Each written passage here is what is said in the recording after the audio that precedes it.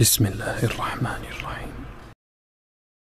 نبی کریم صلی اللہ علیہ وآلہ وسلم کا ارشاد ہے کہ جو شخص یہ پسند کرتا ہے کہ مصائب و آلام اور تکالیف کے وقت اس کی دعائیں قبول ہوں، پریشانی کے وقت، مصیبت کے وقت اس کی دعا بہت جلد قبول ہو، تو اسے چاہیے کہ خوشی کے زمانے میں، خوشی کے وقت بھی اللہ تعالیٰ سے